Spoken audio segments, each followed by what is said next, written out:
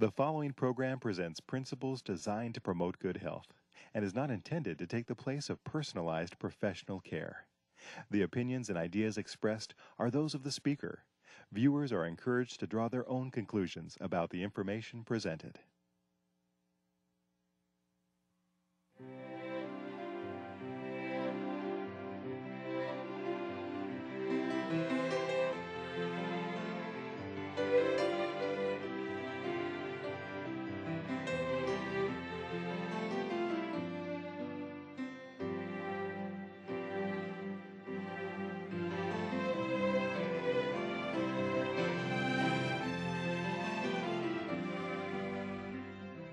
Hello and welcome to Health for a Lifetime. I'm your host, Don McIntosh. We're glad that you've joined us today. Today we're going to be talking about stress. And there is such a thing as good stress and there is bad stress. Here to talk with us about stress and an interesting way to handle it is Dr. Skip McCarty. You've been doing stress seminars for over 20 years. You're a fellow of the American Academy of Stress. You've given talks to many different people. We're glad you can join us here at 3ABN and also our audience as well. Today we're going to talk about something that is a little bit unique, and that is singing, or the singing really of hymns as they relate to stress and stress management. How in the world did you come up with connecting hymns with stress management? Well, Don, you're probably not going to read books on stress and come up with this. This I learned, but when you think about it, singing is part of every culture of the world. Mm-hmm. There is singing. People sing. And even if they can't sing very well, they have favorite songs, favorite tunes. And sometimes it's because of a tune, or many times it's because of the words of those hymns, those songs. And several years ago, I began, as part of my devotional time, to just start singing my way through the Seventh-day Adventist Hymnal. Okay. There's 700 hymns here. And since I was doing research on stress, and I've been researching now for years, I wasn't really thinking about it when I was singing through hymns just to be singing as part of my worship experience. And I wanted to sing through every hymn in the book. And I didn't get very far before I recognized, hey, some of these are really related to stress issues, mm-hmm. and are really quite helpful. They would be helpful to people. So I began to put in the back of my book here, I began to put the numbers of the hymns that were related to stress. And after a while, I had 100 hymns there that were stress related. And I began to realize more and more, this is an awesome. And then I thought back then in my own experience and realized this is a very powerful resource for managing stress. So it was through your singing through the hymns or looking at them in your own private devotions. You're not a public singer, maybe. Correct. You decided, hey, this has been very useful to me, and you made the connection there. Yes, and as I thought back over the years, Don, of my own experience, I remembered a time I had never connected these before. I came to that conclusion through singing through the hymnal and began to just amass these numbers of hymns that were stress-related. But then I began to think back over the years, and there was a time, probably 35 years ago now, that I was driving I was pastoring in Winnemucca, Nevada, and I was driving 1,000 miles to visit family. Winnemucca? Winnemucca, Nevada. Even the name sounds a little distressing to me. It means one moccasin. Oh, okay. Well, maybe that's not distressing. Okay. We had a little congregation there, and I was driving by myself 1,000 miles to visit family. It was at a particularly stressful time in my life. Mm-hmm. And I could not get my mind off the stresses, and so I happened to have a hymnal with me. And so I began to sing hymns as I was traveling across country. And I'll tell you, the effect, it just pulled me out of it. And then when I would put it aside and listen to the radio for a while, my mind would start getting back into that stuff, and I'd have to start singing hymns again. And there were several hymns particularly that got me through that. But I'd forgotten all about that experience. Mm-hmm. Then later in my life, I went through a very, very devastating divorce for me. During that period of time, also, I could hardly even sleep at nights. But I remembered thinking back on that period that, again, there were songs, there were hymns that helped me at my most discouraging times during that period. Mm-hmm. But I had forgotten about it. Once you got through that experience, I'd forgotten about it. Then once I began singing through the hymnal and seeing how many hymns were stress-related, I thought back on those experiences and I said, this really is a powerful instrument, and I just hadn't accessed it intentionally before, like I'm going to do from this point on. One of the great reformers, Martin Luther, talked about how hymns helped him in depressive times. I remember reading about that. So you mentioned the Seventh-day Adventist hymnal. Does that mean they need to be out of the Seventh-day Adventist hymn book? Are these all written by Seventh-day Adventists? Well, interestingly, I had the same question in my mind about this, and I did a little research on it, and there's 97% of the hymns that we have in the Seventh-day Adventist hymnal are just Christian hymns, not written by Seventh-day Adventists. We got them from other hymnals and from other sources and got permission to use them. You take any hymnal. It makes no difference where the hymnal it comes from, or it doesn't even have to be something in the hymnal, but just Christian hymns are a powerful resource. And do you cover this in your seminar, Beyond Coping? Stress Actually, I do not, because that seminar is designed more for the community. Okay. I feel this is a step beyond that, so we don't really have a section on this, because most people couldn't relate. A lot of the people I want people walking on off the street who aren't thinking about God, who are just thinking secularly, and I want to be able to relate to them and little by little by little open their hearts to the tremendous spiritual resources we have. But hymns are a step beyond where most of them would be. Well, you know, I have to say that where I live, there's a lot of people that enjoy country music, and you've heard that old saying that if you listen to it long enough, you lose all your wife, your car, everything else. And they say if you listen to it backwards, you get them all back. So actually, you know, even those that are listening to other kinds of music, they can get depressed by that. I mean, I have. And certainly hymns have been really meaningful for me, too. Kind of a funny story, isn't it? Well, give us an example, then, to shift gears back to hymns, of a hymn that's been helpful for stress with you. Okay. I'll take an example, Dear Lord and Father of Mankind. It's hymn number 480, written by John Greenleaf Whittier. Famous poet. Yes, listen to these words. Dear Lord and Father of mankind, forgive our feverish ways. Now think about that. Forgive our feverish ways. Fast-paced, always at it. Exactly. Even in the ministry. You know, we can be just feverish about our ways. And I love the way this starts. Dear Lord and Father of mankind, forgive our feverish ways. They're just stress-inducing when we live at that pace. Reclothe us in our rightful mind. In purer lives thy service find. In deeper reverence praise. Great. And I love the other verse here. Drop thy still dews of quietness. There's that element of peace and serenity that we strive for in stress management, till all our strivings cease. We can still be active, but there's a difference between active and just that kind of ceaseless striving. Take from our souls the strain and stress, and let our ordered lives confess the beauty of thy peace. So in control. Don, a person could do a lot worse than singing that song at the beginning of the day, believe me. It just puts you in a spirit. It puts you in a mood. And it is, I think, an awesome resource just in and of itself to help with stress. So you just sing this in the shower, or you sing this, you memorize it? I do. Okay, so these hymns, they truly just kind of encapsulate what you'd want. Any other hymns that you have been just really blessed by in this way? Another one that is, I can't say too much for this hymn. Okay. It is so awesome. It's called How Firm a Foundation. I think it's number 509 in our Seventh-day Adventist hymnal. It actually, the author is anonymous. We got it from an old hymnal, Rippon's A Selection of Hymns, it's called. But it is rooted in Scripture. Every verse of this is rooted in Scripture. And just listen to these words and think if you're going through a stressful time and having these words impact you. How firm a foundation, ye saints of the Lord, is laid for your faith in his excellent word. I don't know if we dare sing it, Don, but I can hardly read the words without singing, and I sing so awful that it might destroy the program. But what more can he say than to you he has said, to you who for refuge to Jesus hath fled?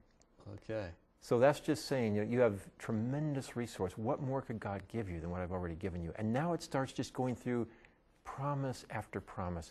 Don, you could take only one verse of this hymn and memorize that one verse and sing it over and over in a stressful time and get help. But you put all these verses together. It's just awesome, the impact it can have.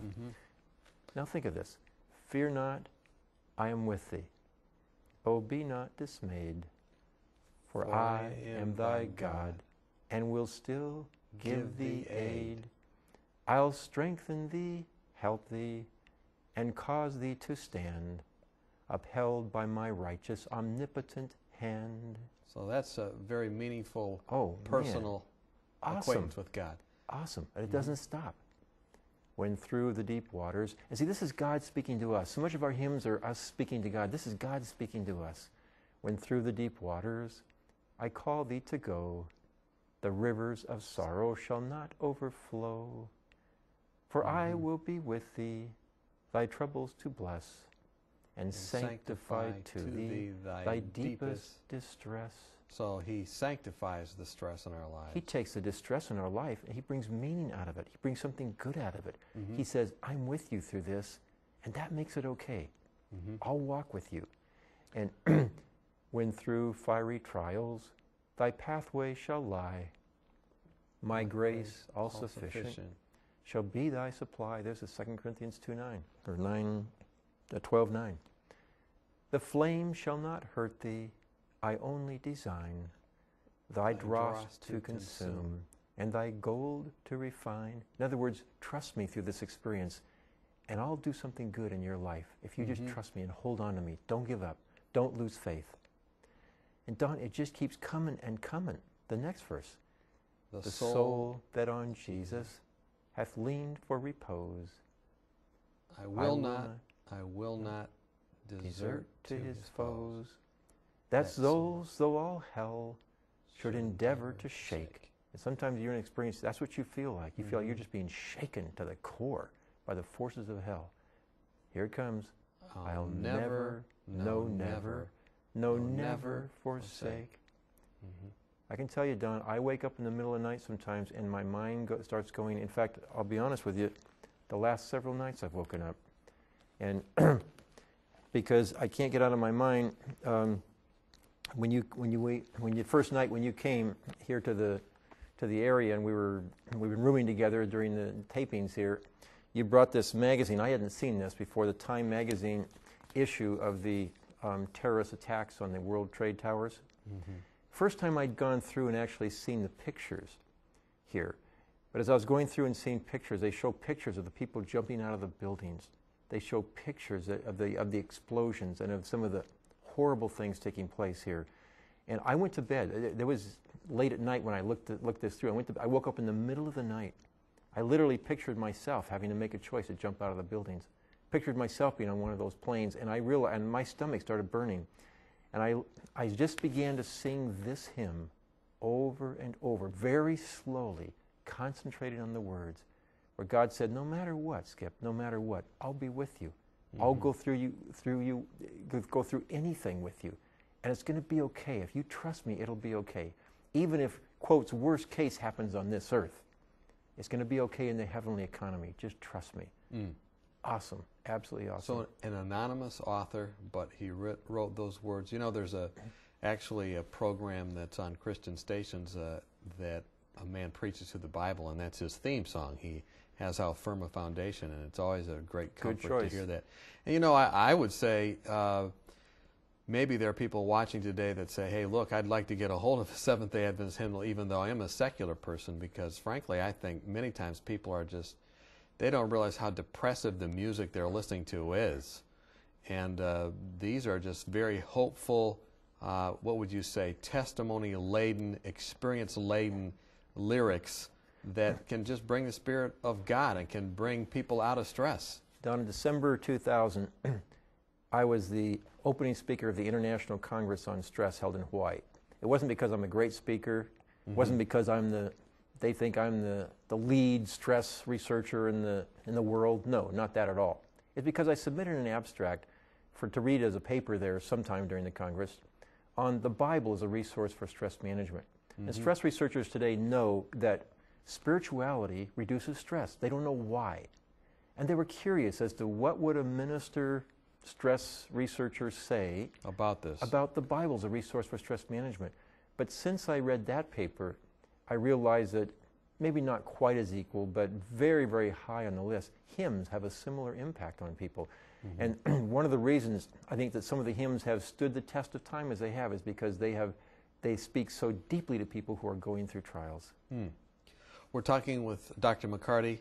He's written much in a seminar called Stress Beyond Coping about how to deal with stress. We're talking about hymns as they relate to stress and music. Join us when we come back.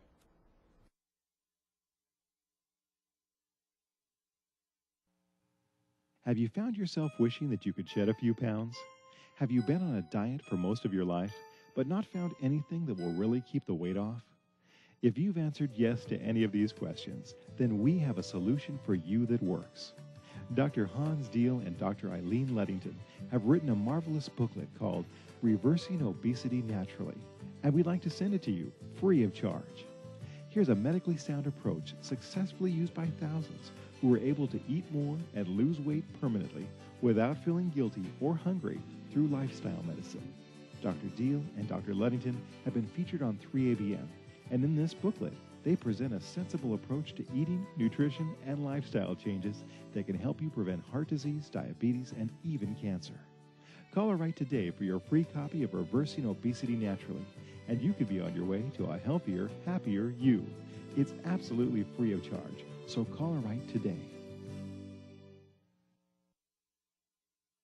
Welcome back. We're talking with Dr. Skip McCarty, and we're talking about stress. We're talking about how it is we can handle stress, and the thing we're talking about today is this connection with music and stress, more specifically the famous old hymns, Christian hymns.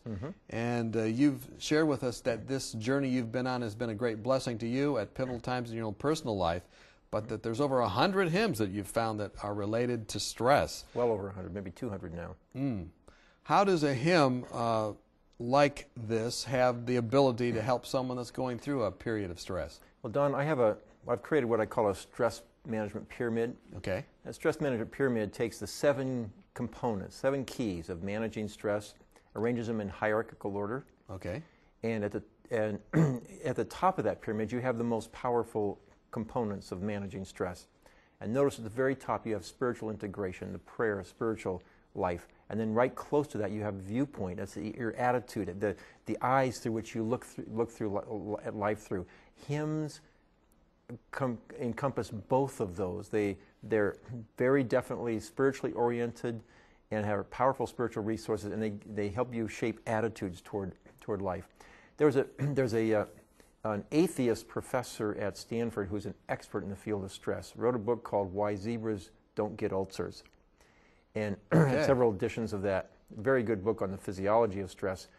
Toward the end of his book, he makes this statement. He says, the primary assertion about the protective effects of belief strikes this atheist as perfectly logical if you believe in the right kind of God or gods.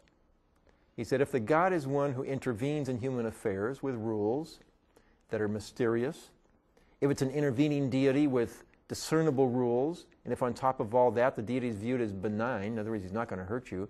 And so he's saying, if he has rules and they're cause and effect, so you know if you do certain things, you'll get certain results. And if this isn't a deity that's going to hurt you, he says the stress-inducing advantages must be extraordinary. Then he goes on to say, if you can view cancer and Alzheimer's disease, the Holocaust and ethnic cleansing, if you can view the inevitable threshold through which your own heart will cease to beat, all in the context of a loving plan, that must constitute the greatest source of support for stress he's talking about, imaginable. Now, So he is exactly right on, and hymns are part of those spiritual resources. Not that help only is he provide having that. a hard time remaining an atheist, he's starting to make a decision about which religion he wants, and it looks like he's pointing right toward Christianity. Exactly. Because in another place in that same quotation that I didn't have in there, he said, if you believe you can call upon your God and get an answer, which most religions, he says, don't believe that, that's another element. Do you have a God that would be a great source of support? Call upon me and I will answer and show you great things which you know not, says Jeremiah. Exactly. So, I mean, he's limiting himself to a real picture there. Exactly. And Don, I'm not saying every hymn as a stress resource, but many of them are. What a powerful thing to know. Can you give another example of a hymn that could have that kind of effect? Let me put another one on the screen. It's called, the title of it is Day by Day, and Carolina Sandberg wrote the hymn. She was 26 when she wrote the song. Her father had just drowned. Her father was a pastor, and he had just drowned before she wrote this song. It's a beautiful hymn. Day by day and with each passing moment, strength I find to meet my trials here, trusting in my Father's wise bestowment, talking about her Heavenly Father. I've no cause for worry or for fear. He whose heart is kind beyond all measure gives unto each day what he deems best. Lovingly it's part of pain and pleasure, mingling toil with peace and rest. Every day the Lord himself is near me, with a special mercy for each hour. All my cares he fain would bear and cheer me, he whose name is Counselor and Power. The protection of his child and treasure is a charge that on himself he laid. As your days, your strength shall be in measure. Think about that. As your days, your strength shall be in measure. God knows what's coming today, and he gives you the grace, the strength at the beginning of the day to handle whatever's coming. This the pledge to me he made. The final verse, help me, Lord, when toil and trouble meeting, air to take is from a Father's hand. One by one the days, the moments fleeting, till I reach the promised land. Powerful. It is. It is just an awesome resource. So these hymns, they can just, in your pyramid there, it not only is a spiritual thing, but it can change your viewpoint. It can. And then reconnects you. The other side of your pyramid was close relationships. If you sing these with other people, it's almost as if you're coming back into community. Well, you're putting those three top components of that stress pyramid together when you're singing with other people, and you're really investing yourself in those words. And Don, you cannot have a depressing thought and one of these hymns in your mind at the same time. You can't do it. So you can actually change discouragement, and many times, so much of stress is process of stress. In other words, it's not real stress. It's not like I'm attacking you and beating you. It's you're thinking about something. You're worrying about something. You're thinking about some past hurt or loss of some kind, and that's creating stress. And if you start plugging in something more positive into your mind, like these wonderful promises, these great hymns, you start repeating them to yourself, it literally chases the process of stress away from your body. Your body chemically responds to that in a positive way. I want to look at another example, but what you're saying reminds me of a quote by a philosopher whose name was, I believe, Pogo, P-O-G-O is how he spells it. And he said, if you allow me to write the songs for a nation, I'll tell you what it's going to be like in 25 years. Because he recognized it could change the viewpoint of a whole nation. Yeah. And it's kind of strange that we'd be talking about hymns when we're talking about stress management, and in terms of a real serious discipline. But they're very powerful. Yeah. Very powerful. Give us another example. I'm loving these hymns. What's another example of a hymn that has a great effect? Well, there's another one that I love. It's called In the Cross of Christ I Glory. Listen to this. In the cross of Christ I glory, towering o'er the wrecks of time. And John Bowring, by the way, was said to have been approaching the shores of South China and on South China Sea, and he saw this cross that a hurricane had come through and had destroyed everything except this cross, which is standing up over this village there. So towering o'er the wrecks of time, all the light of sacred story gather around its head sublime. When the woes of life o'ertake me, hopes deceive and fears annoy. There's a lot of life where that applies to right there. Never shall the cross forsake me. Lo, it glows with peace and joy. And if you know anything about stress management research, they're striving for peace and joy. That's what we're trying to create in stress management. Then I love this song, this verse. When the sun of bliss is beaming, in other words, it's not a bad day, it's a good day. It's a great day. Light and love upon my way, from the cross the radiance streaming adds new luster to the day. In other words, a spiritual relationship makes a good day better. It doesn't just take a day that's going bad and make it bearable. It makes a good day better. Exactly. Exactly. Bane and blessing, pain and pleasure, by the cross are sanctified. Peace is there that knows no measure, joys that through all time abide. Was there anything else that you learned as you've been looking at hymns and going through that hymn book you want to share? Well, Don, there were two surprises to me. One is, our hymnal, the Seventh-day Adventist hymnal, is grouped in sections. It's grouped in by subjects. All about Jesus are in one section, worship of God in another, etc. The hymns, and this caught me by surprise, the hymns that had the highest percentage, the subject that had the highest percentage of stress-related hymns, I felt, stress-related, were the Second Coming of Christ hymns. The Blessed Hope. The Blessed Hope. They offer such hope, hymn after hymn after hymn. It's offering hope for reunion with loved ones, hope that the trials and griefs of this life will be over, and hymns that motivated people to be active and energetic and hopeful in this life and joyful in this life. So Second Coming really impressed you? Second Coming. The other one was the hymns of the Sabbath. And most of these not written by Seventh-day Adventists, but hymns on the Sabbath, because rest and relaxation and peace and quiet are so important in stress management research, to stress management researchers, that those hymns were just bullseye, hymn after hymn on the Sabbath, were just saying, what a wonderful peace to lay down our challenges of the week and just to have this respite.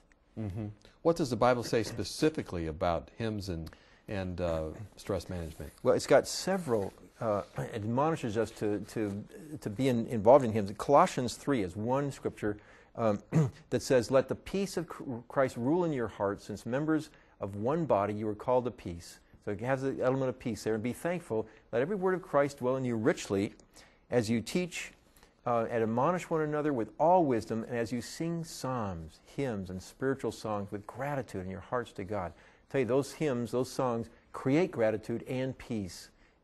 I've experienced that and found it to be true for other people. So this is a biblical concept as well, and it points us to the pathos of those old hymns, the Psalms, I guess you'd say. Exactly, and some contemporary hymns as well are very powerful to help that. So how does this all fit then in your overall, stress pyramid, if you will? Well, let me just kind of rephrase that, if I could. We'll put the stress pyramid up for a moment. And I recommend, stress management isn't just hymn singing, Don. It's not just all hymn of singing. these things. It's all these things. Eating healthily, exercising, having periods of relaxation, having good, wholesome relationships, and then with all these other things as well. It means, I think, as one of the components of the spiritual, the most important, the spiritual component, and having a healthy attitude toward life, viewpoints, a healthy belief system, is to commit some hymns, learn some hymns, and at times of real need in your life, just run those hymns through your mind, and it'll just pull you right out of discouragement. Very powerful to do that. This has been most helpful. We're thankful that you could be with us, and we're glad that you could be with us as well. We hope that you will take this advice seriously. Perhaps you want to get a hold of a Seventh-day Adventist hymnal. We can tell you how to do that here at 3ABN. Perhaps you want to get a hold of this seminar. Whatever you do, go on your way singing today and have health that lasts for a lifetime.